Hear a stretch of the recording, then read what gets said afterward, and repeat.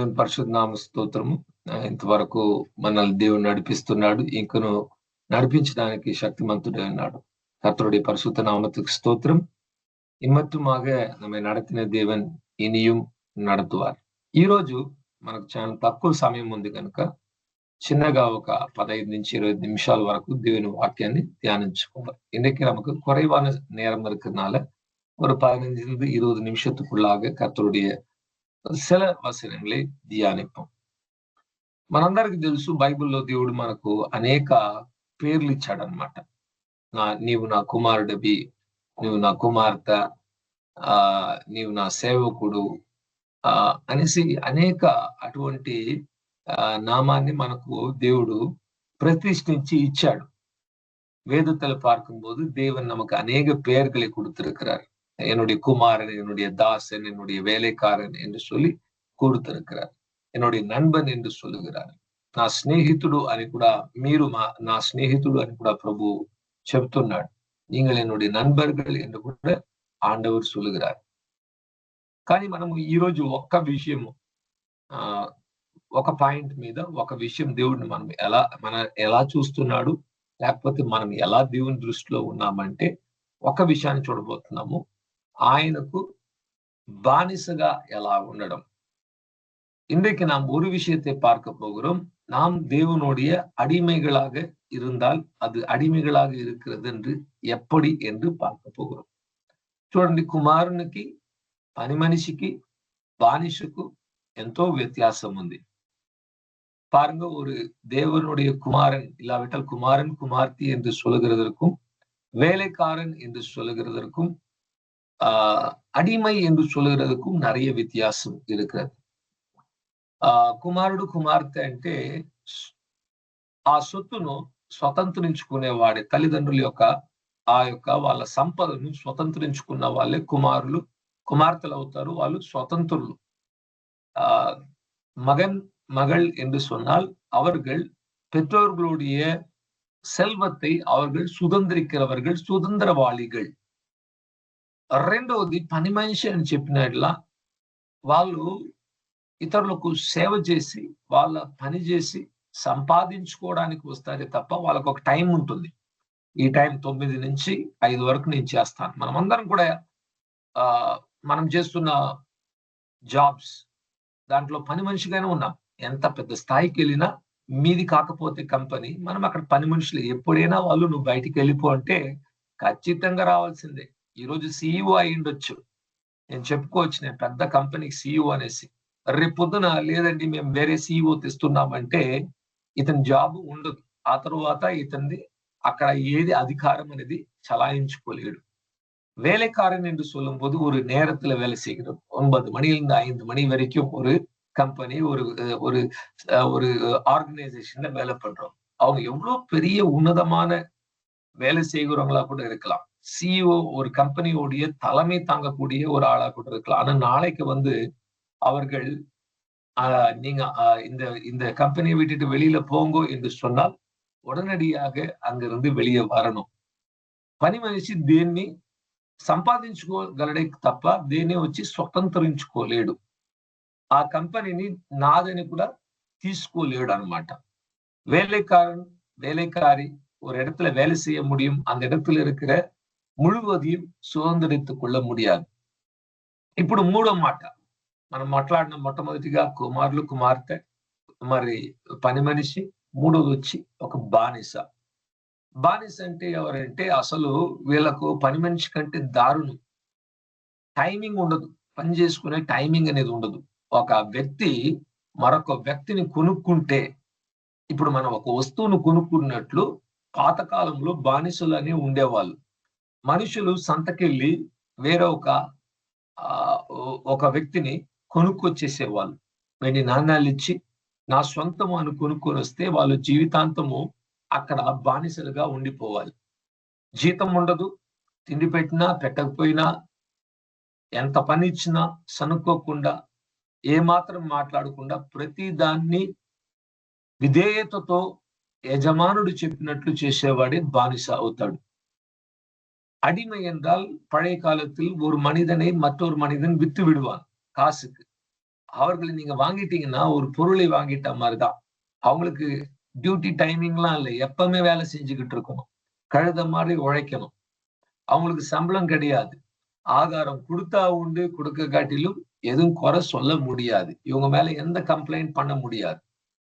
పాత కాలంలో ఈ బానిసత్వం అనేది ఎక్కువ ఉన్న సమయంలో మనల్ని ఎంత హింసించినా, వాళ్ళు కొట్టినా, తిట్టినా, మనకు తిండి పెట్టకుండా పస్తుగా ఉంచినా, ఏ మాత్రం ఈ వ్యక్తి ఎవరి దగ్గర వెళ్లి కంప్లెయింట్ చేసుకోలేడు. ఎందుకంటే ఈ వ్యక్తి ఆ కొనుక్కున్న యజమాని యొక్క సొత్తు. చంపేస్తే కూడా అడిగే నాదుడే లేదన్నమాట. అటువంటి పరిస్థితి ఒక బానిస. ஒரு அடிமை என்றால் எஜமானன் அவனை வாங்கிக் கொண்டது நிமித்தமாக அவன் அடித்தாலும், திட்டினாலும், ஆகாரம் கொடுக்காவிட்டாலும், இவன் போய் எந்த இடத்திலயும் யாருகிட்டயும் நியாயத்தை கேட்க முடியாது. கொன்றே போட்டு விட்டாலும் அது அவனுடைய சித்தம். அது அவனுடைய இஷ்டம்.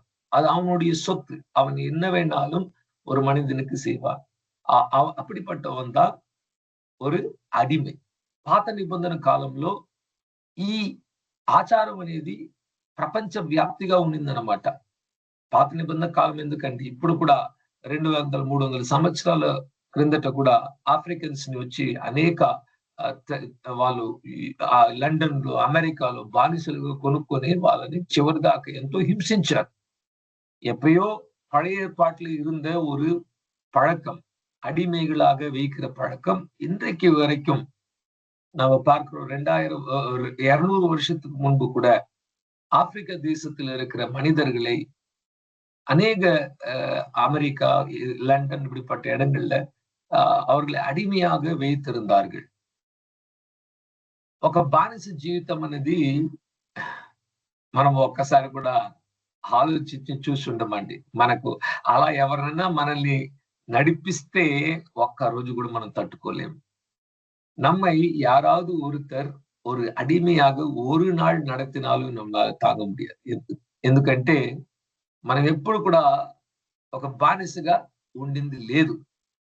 ஏன் நம்மால் தாங்க முடியாதுன்னா நம்ம ஒரு நாளும் நாம் అడిமையாக இருந்தது கிடையாது.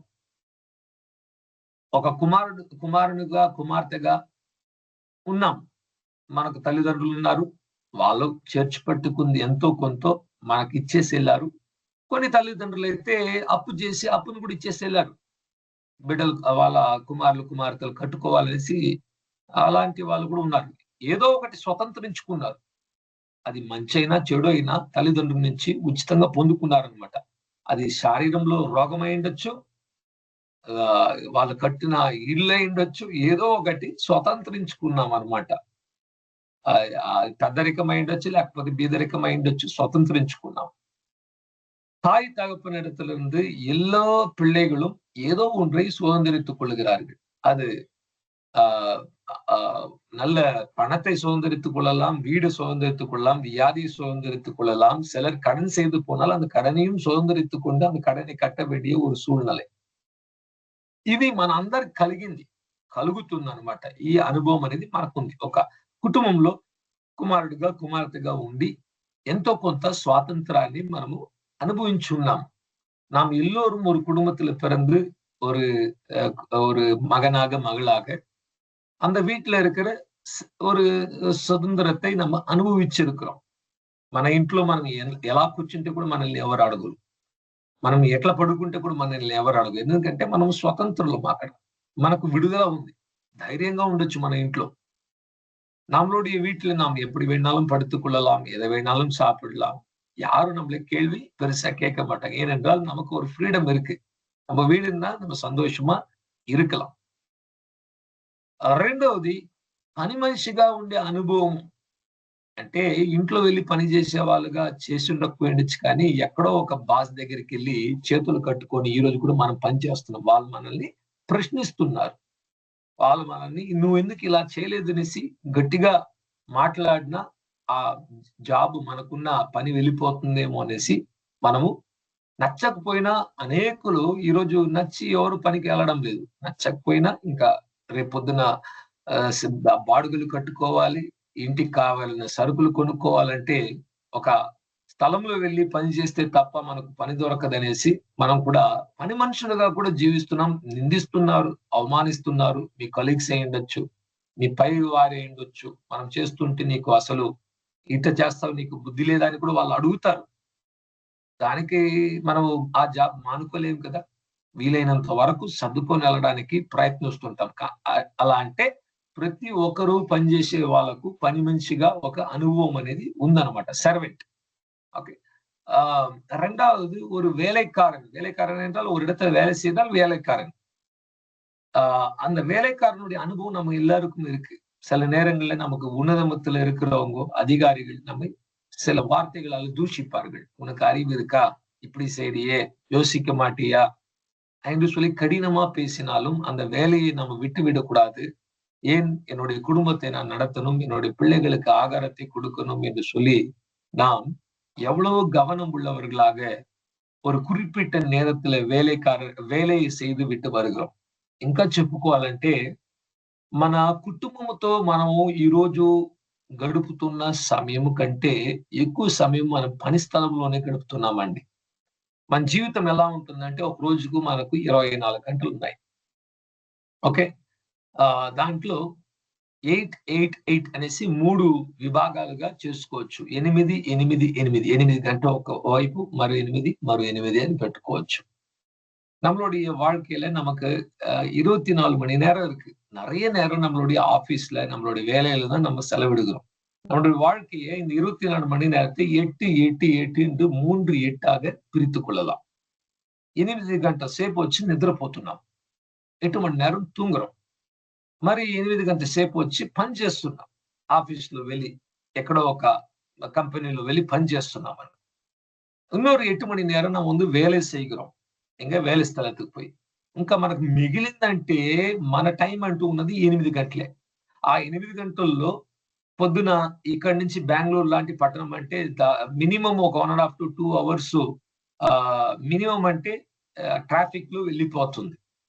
நமக்கு இருக்கிற கடைசி 8 மணி நேரத்துல குறைஞ்சபட்சம் 2 மணி நேரம் பெங்களூர் மாதிரி பெரிய పట్టణங்கள்ல இருக்கிறவங்களுக்கு ట్రాఫిక్‌లో పోయివిடும்.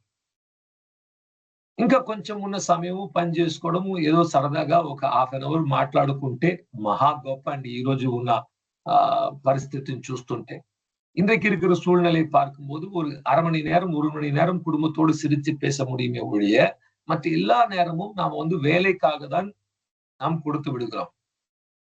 ఇప్పుడు కాస్త ఆలోచించి చూస్తే మనము ప్రేమించే మన కుటుంబస్తుల కంటే మనకు తెలియని ఎవరో మన కొలీగ్స్, మన కంపెనీ అక్కడే మన సమయం, మన జీవితాన్ని ఎక్కువ గడుపుతున్నాం. దాంట్లో నిద్రలో మన జీవితం అనేది వెళ్ళిపోతుంది. ఈ కారణమును బట్టి ప్రార్థించుకోవడానికి మనకు సమయం దొరకడం లేదు. బైబిల్ చదువుకోవడానికి సమయం దొరకడం లేదు. ఎందుకంటే మనం ఇక్కడ పని మనిషిగా ఉన్నాము గనుక వాళ్ళకు పనిచేసే ఆ కార్యక్రమంలో నిమగ్నులై మన సొంత పనులు కూడా అత్యవసరమైనది, చాలా ఇంపార్టెంట్ అయిన పనులు కూడా మనము చేసుకోక ఉన్నాం. நம்மளுடைய வேலை அதிகமாக வேலை ஸ்தலத்திலே போகிறது நிமித்தமாக நாம் இன்றைக்கு நம்மளுடைய சொந்த வேலைகள், நமக்கு ரொம்ப ముఖ్యமான కార్యங்களை కూడా செய்து கொள்ள முடியாதவர்களா இருக்கிறோம். ఈ 2 అనుభవాలు మనకు కలిగిందన్నమాట. కుమారులు కుమార్తెలుగా ఉండే అనుభవం, పని మనిషిగా ఉండే అనుభవం. ప్రతి ఒక్కరు మనకు కొంచెం అవగాహన ఉంది, అనుభవము ఉంది, మన எக்ஸ்பீரியன்ஸ் ఉంది. நமக்கு இந்த 2 அனுபவங்கள், ஒரு குமாரனாகவும் குமார்த்தியாகவும் இருக்கிற ஒரு அனுபவம், 2வது ஒரு వేலைకారనాக இருக்கிற ஒரு అనుభవం కూడా நமக்கு கிடைச்சிருக்கு. కానీ చివరిగా ఆ బానిస అనే ఆ లైఫ్ ఎలా ఉంటుంది, ఒక బానిసగా బ్రతుకుతే ఎలా ఉంటుందన్న ఆ విషయాన్ని మనము అనుభవించలేదు. అందుకే మనకు తెలియటం లేదు. கடைசியா இந்த அடிமையாக இருக்கிறவர்களுடைய வாழ்க்கை எப்படி இருக்கும் என்று கேட்டீர்கள் என்றால் அதை நாம் అనుభవిக்கவில்லை, அதனால் நமக்கு தெரியாது. కానీ పాత నిబంధన కాలంలో ప్రజల్ని వచ్చి తీసుకెళ్లి యుద్ధంలో ఒక రాజ్యము మరొక రాజ్యం మీద దండెత్తి యుద్ధము చేసి వాళ్ళను ఆక్రమించుకుంటే అక్కడున్న ప్రజలందరూ తీసుకొని, ముఖ్యంగా స్త్రీలను, పిల్లలను తీసుకెళ్లిపోయి వాళ్ళు ఏం చెప్తారంటే చంపకుండా సంతలో ఉంచి ఈ స్త్రీకి ఇంత విలువండి, 10,000 రూపాయలు, 20,000 రూపాయలు అనేసి వస్తువులాగా అమ్మేసేవాళ్ళు.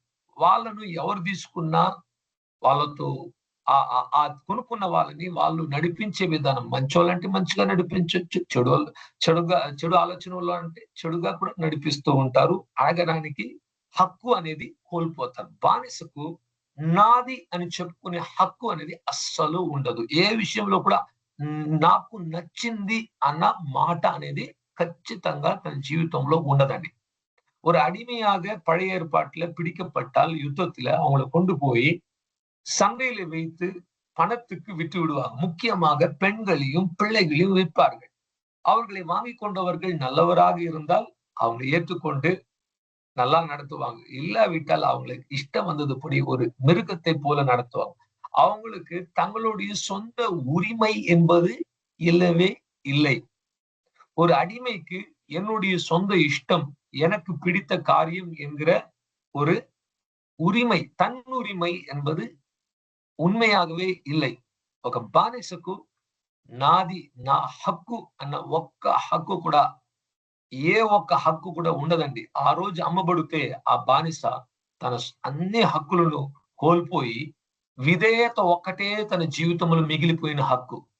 ఆ యజమానుడు ఏం చెప్తున్నాడు ప్రతి దాంట్లో నో, లేదు నేను చేయలేను, నా వల్ల కుదరదు అని చెప్పక అవుతే కూడా చేయాలి, అవ్వకపోతే కూడా వాళ్ళు చేయడానికి ప్రయత్నిస్తూ ఉండాలి తప్ప ఎదురుబాటు, తిరుగుబాటు అనేది చేసే ஆஸ்காரம் తిరుగుబాటు చేస్తే చంపబడడం కూడా ఖచ్చితంగా ఖాయమండి. அந்த அடிமைகளாக வாங்கிக் கொள்ள உடனே அவங்களுடைய உரிமைகளை அவங்க இழந்து போகிறாங்க. அவங்க அவங்களுக்கு கிடைக்கிற கடைசியா இருக்கிற ஒரே ஒரு உரிமை என்னவென்றால், அந்த எஜமானன் சொல்லுகிற எல்லாவற்றையும் கீழ்ப்படுகிறதே அவனுடைய உரிமை. அது ஒன்றுதான் அவனுக்கு இருக்கிற சட்டம். வேற எதுவுமே கிடையாது. அவன் ఎదురు తిరిగిனால் அவன் కొலை చేయబడువాన్. ఈరోజు ఆ రోజుల్లో పాత నిబంధనలో అందరూ బానిసలుగా తీసుకుంటే దేవుడు ఏం చెప్పాడంటే, మీరు బానిసలుగా మీరు కొనుక్కుంటే కూడా 7 సంవత్సరాలే వాళ్ళని వాడుకోవాలి. 7 సంవత్సరము సబ్బతు వాళ్ళని మీరు రిలీజ్ చేయాలి. బానిసత్వం నుంచి వాళ్ళను మీరు విడుదల చేసి వాళ్ళకు డబ్బులిచ్చి పంపించండి. ఎందుకంటే మీరు కూడా ఒకానొకప్పుడు ఈ ఐగుప్తులో ఇజ్రాయేలు ప్రజలైన మీరు బానిసత్వంలో ఉన్నారు కనుక మీ బానిసల మీద కనికరము చూపించండి. 7 సంవత్సరాలు మీకు వాళ్ళు సేవ చేసిన తరువాత 7 సంవత్సరాలైన తరువాత వాడిని మీరు వదిలేసేయండి అని దేవుడు చెప్పాడు. విడుదల చేయాలి. అది దేవుని రూల్. అన్యులు చేయరు. కొనుక్కుంటే జీవితాంతం చనిపోయేంత వరకు వాడుకుంటారు. కానీ దేవుడు చెప్పాడు 7 సంవత్సరాలు నువ్వు వాడుకోవాలి. 7వ సంవత్సరం సబ్బతు ఆ సంవత్సరం ముందు వారిని నువ్వు విడుదల చేయాలని పాత నిబంధనలో ఉంది. వాటిని చూడడానికి మనకు టైం లేదు. మీరు చదివితే నిర్గమకాండము, ద్వితీయోపదేశ కాండము అక్కడ ఎలా చేయాలని కూడా దేవుడు ఒక పద్ధతి ఇచ్చాడు. நீங்க பழைய ஏற்பாடுல உபாகமம் அந்த நிருபங்களை நீங்க எடுத்து வாசித்து பார்த்தால் ஒரு ஒரு ஒரு அடிமையை வாங்கிக் கொண்டால் 7 வருஷம் தான் இஸ்ரவேல் ஜனங்கள் அந்த அடிமையை வைத்துக் கொள்ளும். 7வது வருஷம் அவனையும் தன்னுடைய குடும்பத்தையும் விடுதலை செய்ய வேண்டும். ஏன்? கர்த்தர் சொன்னார், நீங்களும் ஒரு காலத்துல எகிப்துல அடிமைகளாக இருந்தீர்கள், நான் உங்களை விடுவித்தேன். நான் உங்களை விடுவித்தது போல நீங்களும் அவர்களை விடுதலை செய்யும். விடுதலை செய்யும் போது அவங்களுக்கு பொருளை கொடுத்து అனுப்பணும் என்று சொன்னார். కానీ ఆ కాలంలో ఏం జరిగేదంటే, ఇప్పుడు మీరు ఒక మంచి యజమానుడు అనుకోండి. ఒక బానిసని తీసుకున్నారు. 7 ఏళ్ళు ఆ వ్యక్తిని, వాళ్ళ కుటుంబాన్ని మీరు మీ బానిసలుగా ఉంచుకున్నారు. ఆ తరువాత నువ్వు వెళ్ళిపో అంటే ఆ వ్యక్తి చెప్తున్నాడు, అయ్యా నేను ఎలానయ్యా, మీరు బాగున్నారు, మీరు నన్ను బాగా చూసుకున్నారు, నేను ఎక్కడికి వెళ్తాను, ఇప్పుడు వెళ్తే నాకు ఎక్కడ పనులు దొరుకుతాయి, మళ్ళీ ఎవరికి అమ్మేస్తారో నన్ను తెలియదు, వాళ్ళు ఎలా నా కుటుంబాన్ని ఉంచుతారో చంపుతారో తెలియదు, దయచేసి నన్ను పంపించకండి, జీవితాంతం మీకు నేను బానిసగా ఉండిపోతాను అనేసి వాళ్ళే స్వయంగా అప్పగించుకుంటే వాళ్ళ చెవిలో ఒక రంధ్రాన్ని వేసి ఈటతో ఒక రంధ్రాన్ని పుడిచి ఆ చెవిలో ఒక రంధ్రం పెడతారన్నమాట. దానికి ఒక రిచువల్ ఉంది. అక్కడ వచ్చి ఒక చిన్న హోల్ అనేది రంధ్రం పెట్టి వాళ్ళ నుంచి ముద్రించి నా యొక్క జీవితాంతము నా సొత్తు అనేసి ఇజ్రాయేలు ప్రజలు కొనుక్కునేవాళ్ళు. వాళ్ళ చివరి వరకు వీళ్ళకు బానిసలుగా తమ్మును తాము అమ్ముకుంటున్నారు అనమాట. మొట్టమొదటిగా కొనుక్కున్నారు. ఇప్పుడు ఏం చేస్తున్నారంటే వీళ్ళే అమ్మేసుకుంటున్నారు. మాకు వద్దు, ఎక్కడ మా జీవితం బాలేదు, నన్ను నేనే బానిసగా చివరి వరకు నా ఊపిరాగేంత వరకు నీకే సేవ చేస్తానని అప్పగించుకుంటారు. అది వాళ్ళని వచ్చి బాండ్ స్లేవ్స్ అంటారు. బాండ్ స్లేవ్స్ అంటే తెలుగులో నాకు తెలియదు ఎలా చెప్పాలనేసి, ఇంగ్లీష్ లో బాండ్ స్లేవ్స్. తను తాను జీవితాంతం అప్పగించుకున్న ఒక బానిస. சில அடிமைகள் 7 வருஷம் தன்னுடைய எஜமான் நடத்தினதுக்கு பிறகு நீ விடுதலையாகி போகலாம் என்று சொன்ன உடனே அவன் சொல்லுவான் வந்து, ஐயா நான் எங்கய்யா போறது? எங்க போனாலும் என்ன மறுபடியும் அடிமையா வித்துருவாங்க. அவங்க எப்படி நடத்துவாங்களோ தெரியாது. உங்க குடும்பத்திலேயே நான் அடிமையா இருந்துடுறேன். என்னை ஏற்றுக்கொள்ளுங்கோ.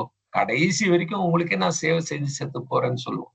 அப்ப அவனை கொண்டு போய் அவனுடைய காதுல ஒரு ஓட்டைய அவங்க போடுவாங்க. அந்த ஓட்டையை போட்ட உடனே அவர்களுடைய வாழ்க்கையில ముழுமையாக అడిమేగలాగ ఇవొంగ మారివిడువారు. అటువంటి ఒక రంధ్రాన్ని వాళ్ళ చెవిలో పెట్టిన వెంటనే నిత్యము బానిసలుగా వీళ్ళకు మారిపోతుంటారండి.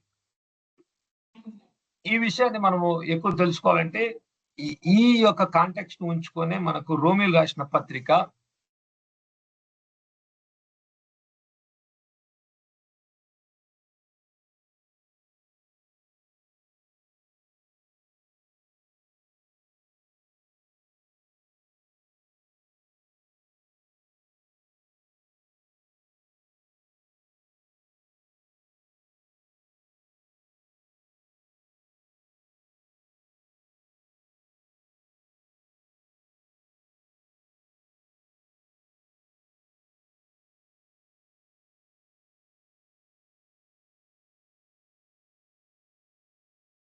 'సారీ' అండి. ఓకే. సో, ఇప్పుడు తమను తాము బానిసగా ఇచ్చేస్తుంటారు. ఇటువంటి కాంటెక్స్ట్ లోనే దేవుని వాక్యము మనకు రోమీయులు రాసిన పత్రిక 6వ అధ్యాయము 22వ వాక్యంలో రాయబడింది. இந்த ஒரு காரியத்தை வைத்துக்கொண்டு ரோமர் 6ஆம் அதிகாரம் 22வது வசனம் இப்படியாக நமக்கு சொல்லுகிறது. చదువుకుందాం. రోమీయులు రాసిన పత్రిక 6వ అధ్యాయము 22వ వాక్యం. But now that you have been set free from sin and have become slaves of God, the fruit you get leads to sanctification and its end, life, eternal life. తెలుగులో ఒక చదవండి. రోమీయులు రాసిన పత్రిక 6వ అధ్యాయము 22వ వచనం.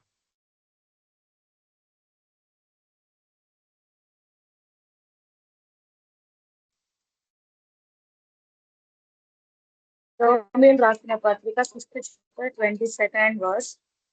అయినను ఇప్పుడు 22nd brother. చదవండి. అయినను ఇప్పుడు పాపము నుండి విమోచింపబడి దేవునికి దాసులైనందున పరిశుద్ధత కలుగుటయే మీకు ఫలము, దాని అంతము నిత్య జీవము. Amen. Praise the lord. Amen. Thank you. So ఇక్కడ దేవుని వాక్యము ఇప్పుడు చెప్తుంది, ఇప్పుడు పాపము నుండి విమోచింపబడి దేవుని దాసులైనందున పరిశుద్ధత కలుగుటయే మీకు ఫలము, దాని అంతము நித்திய ஜீவமும். ஆகபடியால் நீங்கள் பாவத்திலிருந்து மீட்டெடுக்கப்பட்டவர்களாக దేవునుడియ అడిమేగలాగ இருக்கிறீங்க. ఈ వాక్యాన్ని, ఈ ఒక పదాన్ని మనము గమనించాలి. దేవునికి దాసులము. కొందరు పేరు పెట్టుకుంటారు దేవదాస్, కానీ జీవితం చూస్తే దేవునికి దాసుడు కాదు, బానిస కాదనమాట. వాళ్ళ సొంత ఆలోచన చేస్తూ ఉంటారు.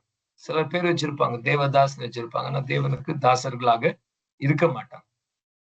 ఈ ఒక వాక్యం ఏం చెప్తుందంటే, మనం కూడా ఈరోజు దేవునికి బానిసలుగా ఉండాలి. ఒక కాన్సెప్ట్ బైబిల్లో ఉందన్నమాట. நாம் கூட தேவனுக்கு அடிமைகளாக, தாசர்களாக ஒப்பு கொடுக்க வேண்டும், இல்லாவிட்டில் இருக்க வேண்டும் என்கிற ஒரு కాన్సెప్ట్ ఇருக்கு.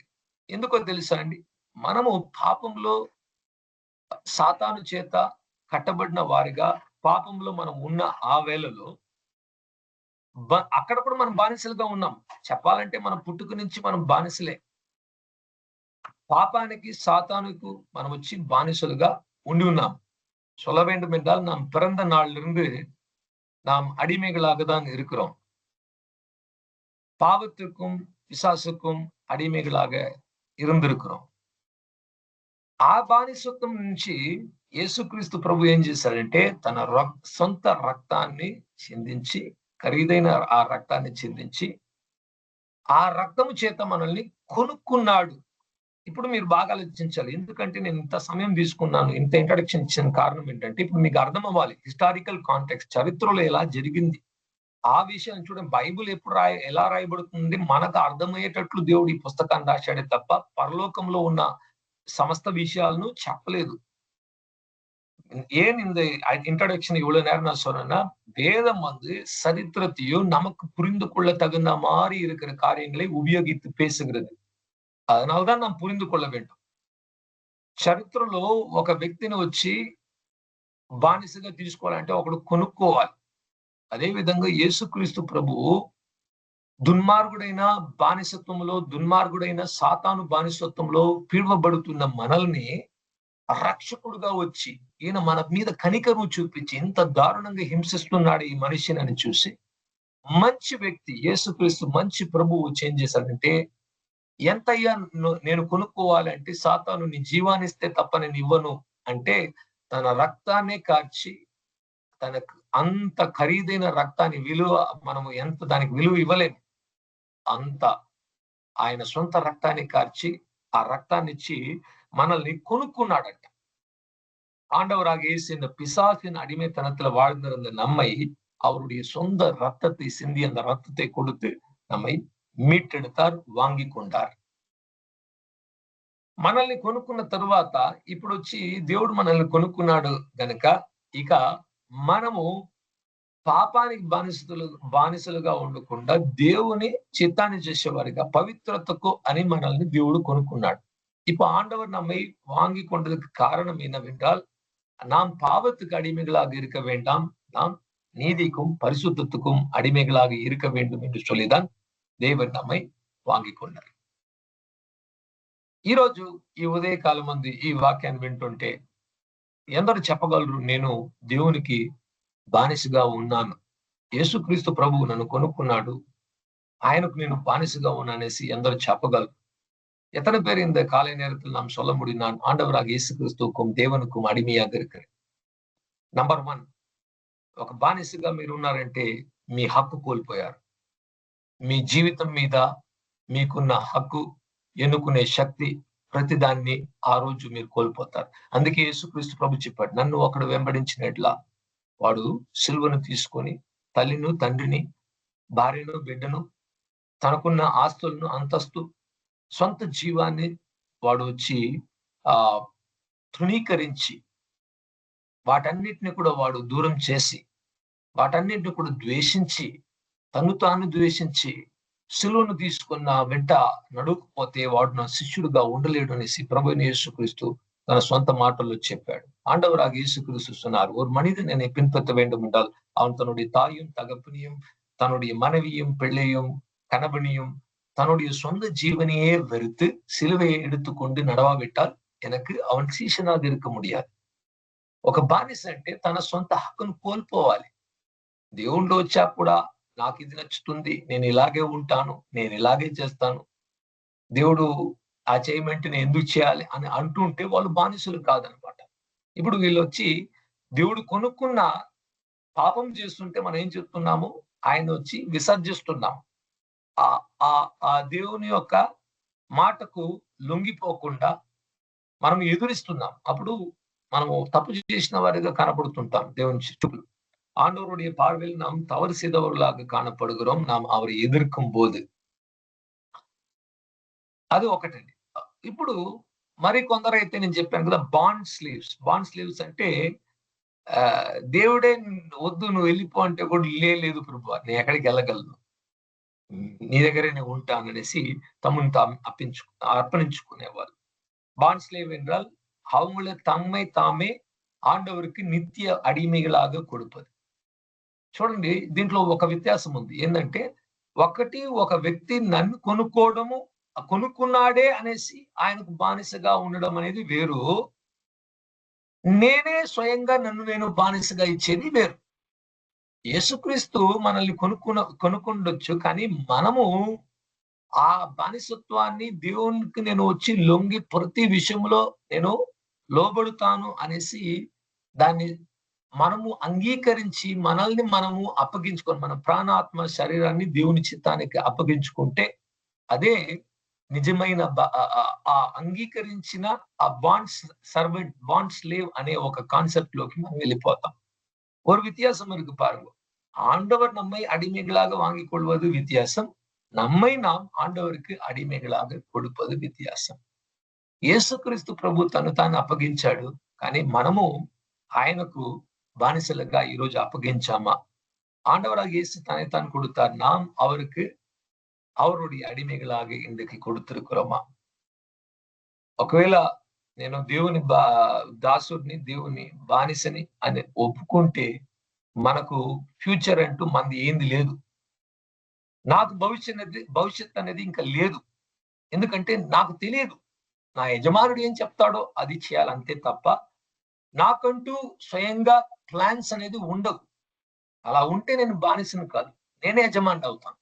నేను ఇలా ఉండాలి, ఇక్కడికి వెళ్ళాలి, ఇలా చేసుకోవాలి, ఇలా ప్రాగా అది వచ్చి మన సొంత ప్లాన్స్. వాటన్నిటిని నెరవేరుస్తుంటే అప్పుడు దేవుని నడిపింపు అనేది అక్కడ ఉండదు. అప్పుడు మనం వచ్చి ఆయన బానిసత్వం నుంచి బయటికి రావడానికి ప్రయత్నిస్తున్నాం. ఈ రోజు కూడా అనేక వేళల్లో మనం ఏం చేస్తున్నాం అంటే దేవునితో, సాతానుతో పోరాడడం కంటే దేవునితోనే ఎక్కువ పోరాడుతున్నాం. ఎలా? దేవుడు ఈ విషయంలో నువ్వు లోబడి ఉన్నంటే నేను లోబడను, నేను ఒప్పుకోను, నాకు ఇది కావాలి, నేను ఇది చేయాలనేసి మొండి పడుతున్నాం. இன்றைக்கு பிசாசோடு அதிகமாக போராடுகிறதோட நாம் கிறிஸ்தவர்கள் தேவனோடையே அதிகமாக போராடுகிறோம். ஆண்டவர் இதை செய்யாது என்றால் இதெல்லாம் நான் செய்வேன், இதை செய் என்றால் நான் செய்ய மாட்டேன் என்று சொல்லி కర్తరికి విరోధமாக పోరాడి కొంటున్నాం. ఇంకా అనేకులు చెప్పాలంటే వాళ్ళ జీవితానికి వచ్చిన సమస్యలు ప్రతి సమస్యకు దేవుడే కారణం అనుకుంటున్నారు. చాలా పెద్ద పొరపాటు. దేవుడు కారణం కాదు, సాతానే కారణము, మనం చేసిన పాపాలే కారణము. దేవుడు ఎటువంటి తప్పు చేయడు, మన జీవితంలో ఎటువంటి హాని చేసేవాడు కాదు. మనకు వ్యాధినివ్వడు, మనకు దారిద్ర్యాన్ని ఇవ్వడు, పాపాన్ని ఇవ్వడు, శాపాన్ని ఇవ్వడు, సమస్యలు ఇవ్వడండి. దేవుడు సమస్యలు ఇస్తున్నాడు అనే మాటను నేను తిరస్కరిస్తున్నాను. దేవుడు నాకు సమస్యలు ఇచ్చేవాడు కాదు, సమస్యలకు పరిష్కారం ఇచ్చేవాడే దేవుడు. இன்றைக்கு அநேக நேரத்தில் நாம் சொல்லுகிறோம், ஆண்டவர் என்னை சோதிக்கிறார், ஆண்டவர் எனக்கு கஷ்டத்தை கொடுத்துட்டார், வியாதியை கொடுத்துட்டார். ஆண்டவர் கொடுக்கவில்லை, பிசாசு கொடுத்தான். ஏன் தவறா புரிஞ்சுக்கிட்டு இருக்கீங்க? ஆண்டவர் உங்களுடைய விடுதலை நாயகன், அவர் ரட்சகர். அவர் பிரச்சனையை கொடுத்துட்டு அவரே రక్షిப்பாరా? கிடையவே கிடையாது. ఒకవేళ దేవుడే మీకు సమస్యలు ఇచ్చి దేవుడే మిమ్మల్ని రక్షిస్తే ఆయన ఎలా రక్షకుడు అవుతాడు? దానికి బదులుగా విలన్ అవుతాడు, దొంగ అవుతాడు. ஆண்டவரே நமக்கு கஷ்டத்தை கொடுத்து ஆண்டவரே நம்மளை விடுதலை ஆக்கினால் அவர் திருடனா மாறி விடுவார். అది ஒரு ఏమార్చి. నేనే మీకు సమస్యను ఇచ్చి నేనే మిమ్మల్ని కొట్టి ఆ పుండును కడుతుంటే అప్పుడు నేనే కదా నిందితుడు. நானே உங்களை அடித்து உங்களுடைய காயத்தை கட்டி ஏமாற்றினால் அப்போ நான் தானே தவறு செய்தோம். అలా చేస్తుంటే నేను మరి హిపోక్రైట్, వేషధారణ అవుతాను. ఏదో మంచి చేసేటట్లు నటిస్తున్న ఆ స్థితిలో దేవుడే చేసి దేవుడే చేస్తున్నాడంటే దేవుడు నటిస్తున్నాడా? కాదండి, దేవుడు నటించేవాడు కాదు. దేవుడు నిజాయిస్తుడు. ఆయనలో ఎంత మాత్రము కీడు చీకటి లేదు. ஆண்டவர் நடிக்கிறது கிடையாது. அவருக்குள்ளாக எந்த విధமான தீமை இல்லை. కనుక ఈరోజు ఈ మాటలు వింటుంటే మనము దేవునికి బానిసలుగా అప్పగించుకోవడానికి సిద్ధమా? இன்றைக்கு நாம் இந்த வார்த்தைகளை கேட்டுக்கொண்டிருக்கும் போது தேவனுடைய దాసరులాగ, దేవునుடைய అడిమేగలాగ நம்மை நாம் கொடுக்க ఆయత్తమా இருக்கிறோమా? చివరిగా ఒక మాట అండి, ఇది జరిగిన ఒక సంఘటన. దీని 17th సెంచరీ అనుకుంటాను, 18th సెంచరీ, 1730s 1740s ఆ టైంలో దీని 730-40 జాన్ వెస్లీ రాక ముందు ఆ సమయంలో ఏం జరిగిందంటే ఒక మొరోవియన్ అనేసి ఒక కమ్యూనిటీ ఉన్నది అనమాట. మొరోవియన్స్ అంటే ఇప్పుడు ఎట్లా మనము పెంతెకోస్తు అట్లా అంటారు, అట్లా ఆ కాలంలో దేవునికి చాలా భక్తులుగా జీవించిన ఒక గుంపు, దాంట్లో మొరోవియన్స్ అనేసి కొందరు ఉన్నారు. 1730-40 நேரத்துல ஜான் வெஸ்லி வருகிறதுக்கு முன்பாக மொரோவியன்ஸ் என்று ஒரு கூட்டம் ஜனங்கள் దేవునికి భక్తియాగా వాడறவங்க இருந்தாங்க. వాళ్ళు ఉన్న ఆ సమయంలో ఒక పెద్ద నగరము, పట్టణం ఫుల్లుగా బానిసలే ఉంచేస్తారంట. ఆ పట్టణంలో అందరూ బానిసలే. వీళ్ళు కొనుక్కున్న వాళ్ళు, ధనికులు, రాజులు కొనుక్కుంటే వాళ్ళందరినీ కూడా ఒక ఆ ప్రదేశంలో, ఆ ఐలాండ్, ఆ ప్లేస్ లో వచ్చి ఉంచేసేవాళ్ళు. అందరూ బానిసలే ఉంటారు. వాళ్ళ జీవితం అక్కడే గడుస్తుంది, ఇంకా ఎక్కడ రాలేదు. ఆ రూల్ ఏంటంటే ఆ నగరంలో, ఆ పట్టణంలో ఎవరు వెళ్ళిపోతే వారు బానిసలు అయిపోతే మళ్ళీ తిరిగి రాలేరు. ఒకసారి వెళ్ళిపోతే అంతే, వాళ్ళ జీవితం అక్కడితో సమాప్తి అయిపోతుంది. చివరి వరకు అక్కడ వీళ్ళ పనులు చేసుకుంటూ వీళ్ళ యజమానుల యొక్క పనులు చేసుకుంటూ జీవించాలి. அவர்கள் வாழ்ந்த அந்த மொரோவியன்ஸ் வாழ்ந்த காலத்துல ஒரு நகரம் இருந்தது. அந்த பட்டணத்துக்குள்ளாக நீங்க போய்விட்டீங்கன்னா மறுபடியும் வெளியில வர முடியாது. எல்லா அடிமைகளும் அங்க இருப்பாங்க. వీళ్ళకు సువార్త అందించే వాళ్ళు ఎవరు లేరండి. இந்த அடிமைகளுக்கு சுவிசேஷத்தை அறிவிக்க, இந்த உலகத்தில் தான் அடிமைகள். ஆனால் ஆவியில விடுதலை கொடுக்க, சுவிசேஷத்தை அறிவிக்க யாரும் இல்லை. అప్పుడు ఈ మొరోవియన్స్ అని చెప్పబడిన ఈ గుంపులో ఉండి ఇద్దరు అన్నదమ్ములు ఏం చేశారంటే, మనం వెళ్లి వాళ్ళకు సువార్త చెప్పాలి అనుకున్నారు. ఎవరికి? ఈ బానిసలందరికీ యేసుక్రీస్తు మీకు విడుదలనిస్తున్నాడు. యేసుక్రీస్తు రక్షణనిస్తున్నాడు. మీ ఆత్మలో పాపం నుంచి, బానిసత్వం నుంచి దేవుడు సాతాను నుంచి విడిపిస్తాడనే సువార్తను వాళ్ళకు అందించాలనేసి ఎంతగానో ప్రయత్నించారు. 2 சகோதரர்கள் இந்த மொரோவியன் குரூப்ல இருந்து இந்த அடிமைகளுக்கு எப்படியாவது சுவிசேஷம் சொல்ல வேண்டும் என்று ముయర్చిస్తారు. కానీ ఒకటే కండిషన్, వీళ్ళు వెళ్ళి అక్కడ అడిగారు, ఆ యజమాని దగ్గర అడిగారు, మేము వెళ్ళి సువార్త చెప్పాలండి, వాళ్ళకి ఏ దేవుని ప్రేమ చెప్పాలి, అంగీకరించండి అయ్యా, మాకు ఒక ఆపర్చునిటీ, అవకాశం ఇవ్వండి అని అడిగారు. దానికి ఆ వ్యక్తి చెప్పాడంట, ఇస్తాను అవకాశం మీకు, ఒకటే రూల్, మీరు లోపల వెళ్తే మీరు కూడా రాకూడదు, దానికి బానిసలుగా ఉండిపోవాలి. அந்த எஜமானகிட்ட போய் இவங்க கேட்டாங்க, ஐயா நாங்க இந்த மனிதர்களுக்கு எல்லாம் சுவிசேஷம் சொல்ல வேண்டும், தயவு செய்து எங்களுக்கு ஒரு வாய்ப்பு தாங்க. அவர் சொன்னாராம், தருகிறேன், ஆனா ஒரே ஒரு கண்டிஷன், போனீங்கன்னா நீங்களும் அடிமைதான், வர முடியாது, அங்கேயே வாழ்ந்துகிட்டு எனக்கு வேலை செஞ்சு சுவிசேஷம் சொல்லிக்கோங்க. మనమైతే వెళ్ళింటామా ఆ పక్క, తిరిగి కూడా చూసుంటాం. కానీ వాళ్ళు ప్రార్థించి నిర్ణయించుకున్నారు, మనం దేవుని బానిసలము, సువార్త చెప్పడానికి నిమిత్తముగా మన జీవితాన్ని కూడా కోల్పోవాలంటే సిద్ధమే అని చెప్పి వాళ్ళ కుటుంబాన్ని, ఇంటిని అన్నిటిని వదిలిపెట్టి వీళ్ళిద్దరూ ఆ స్థలం లోపల వెళ్ళిపోయారు. అంతే, వెళ్ళిన వాళ్ళు సువార్త చెప్పారు, లోపలే ఉండిపోయారు, అక్కడే చనిపోయారండి చివరి వరకు. இந்த 2 பேர் என்ன செய்தார்கள் என்றால், சுவிசேஷத்தை எப்படியாவது இவங்களுக்கு அறிவிக்கணும் என்று சொல்லி அந்த அடிமைகள் இருக்கிற அந்த நகரத்துக்குள்ளாக தங்களுடைய சொந்த குடும்பத்தையும் எல்லாவற்றையும் விட்டு உள்ள போய் சுவிசேஷம் சொல்ல போனாங்கோ. அங்கேயே சுவிசேஷம் சொன்னாங்க, అங்கேயே இருக்காங்கో, కடைసి వరకు వారిలో ఇறந்து పోయిటారు. కానీ అక్కడ ఉన్న ఆ పట్టణస్థులంతా కూడా రక్షణ పొందారు. వాళ్ళకు దేవుడిచ్చిన స్వాతంత్రం అనేది దొరికింది. அந்த நகரத்துல இருக்கிறவங்க రక్షింపబడ్డాను, ఆంధ్ర கொடுத்த சுதந்திரத்தை పెట్టుకున్నాను. ఈ రోజు ఈ మాటలు వింటున్న మీరు నేను కూడా మనల్ని మనము దేవునికి బాండ్ స్లేవ్స్, బానిసలుగా అప్పగించుకోవాలి. యేసుక్రీస్తే మన నిమిత్తము ఆయన వచ్చినప్పుడు పని మనిషిగా వచ్చాడు, తను తాను తగ్గించుకున్నాడు, బానిసలుగా కూడా ఎంచబడ్డాడనేసి ఫిలిప్పీలో 2వ అధ్యాయంలో రాయబడింది. தேவாதி தேவனாகிய ஆண்டவராகிய இயேசுவே ஒரு வேலைக்காரனாக, ஒரு அடிமையின் అవతారத்தை எடுத்து இந்த భూమిలో వందారు என்று சொல்லியிருக்கு. ఆయనే బానిసగా మారిపోయాడంటే మనం మారిపోవడంలో, అది మన ప్రభువుకు మనం బానిసలుగా మారిపోవడంలో ఏ తప్పు లేదు. మన హక్కును కోల్పోద్దాం, దేవునిదే చెప్దాం, ప్రభువా నీ చిత్తమే నా జీవితము, నాకంటూ భవిష్యత్తు లేదు, నాకంటూ ఏం చేసుకోవాలని నేను నిర్ణయించను, నువ్వు ఎలా నడిపిస్తావు, ఎక్కడ నడిపిస్తావు, ఏం చేయమంటావు, వాటిని చేసుకుంటూ నేను సంతోషంగా, ఉల్లాసంగా నీతో ఉండిపోతాను ప్రభువా అని మనల్ని మనము అప్పగించుకుంటే దేవుడు ఎంతో సంతోషిస్తాడు. మనల్ని చక్కటి మార్గంలో నడిపించి మన ఆత్మను తృప్తిపరుస్తాడు. இன்றைக்கு ஆண்டவர்கிட்ட சொல்லுவோம், ஆண்டவரே உங்களை நீங்க எனக்காக அடிமையா கொடுத்தீங்க, நானும் என்னை உமக்கு அடிமையாக தருகிறேன், நீங்க நடத்துகிற வழியில் நடத்தும். என்னுடைய வாழ்க்கையில என்னுடைய ஆசை, என்னுடைய விருப்பம், என்னுடைய எதிர்காலம் என்று ஒன்றுமே கிடையாது. ఈ ప్రపంచంలో ఇప్పుడు చూడండి, అందరూ బాధపడుతున్నది ఏంటంటే వాళ్ళ భవిష్యత్తు ఏమైపోతుంది, అది ఒక్కటే బాధ ప్రతి ఒక్కరికండి. இன்றைக்கு இருக்கிற சூழ்நிலை பாத்தீங்கன்னா எல்லாருக்கும் ஒரே ஒரு டென்ஷன் என்ன, என்னுடைய எதிர்காலம்